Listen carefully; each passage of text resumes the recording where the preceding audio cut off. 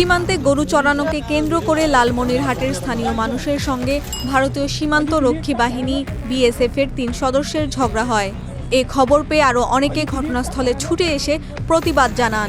এই সময় বিএসএফের সদস্যরা তাদের দুটি শটগান ও একটি ওয়াকিটকি ফেলে বাংলাদেশের অংশ থেকে চলে যান।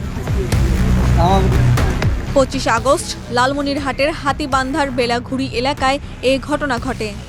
আমি যাইতেছি দুপুরে আমার মার দরকার বাড়ির, তাদের ডাক থেকে আমি সীমানা যাই নাই, দেখি বিএসএফ ওই ছাগল গরু যারা নিয়ে গেছে না, ওগুলো ধাওয়া করতেছে, ওরা তো চলে আসতেছে।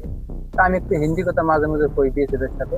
তা আমি গাছের করে দাঁড়ায় বলতেছি, দাদা এটা বাংলাদেশ, ওরা তো চলে গেছে, আর আমার পিছনে ছোট ছোট বাচ্চা কয়টা আমার মা দাঁড়ায় আছে। এই কথা বলা শেষ আর একেবারে লাঠি দিয়ে যদি ভারী দিল, আমি টাকাল করে গেল।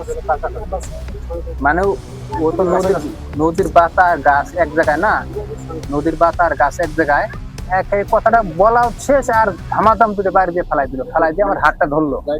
আমার বাংলাদেশে একদম গাছের পরে, গাছগুলো তো পুরুষ আছে। দুইজন বাংলাদেশের ভিতরে ছিল আর দুজন ছিল ভিতরে।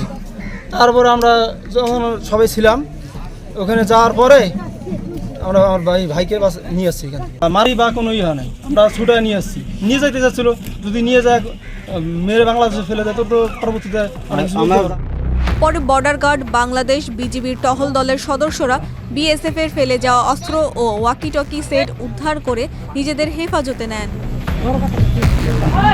২৫ আগস্ট সন্ধ্যায় বিজিবি ও বিএসএফের ব্যাটালিয়ন কমান্ডার পর্যায়ে অনুষ্ঠিত পতাকা বৈঠকে বিএসএফের পক্ষ থেকে এ ঘটনায় দুঃখ প্রকাশ করা হয়। পরে বিএসএফের অস্ত্র ও ওয়াকিটকি ফেরত দেয় বিজিবি। মঙ্গলবার রাতে বিজিবির পক্ষ থেকে সংবাদ বিজ্ঞপ্তিতে এ তথ্য জানানো হয়।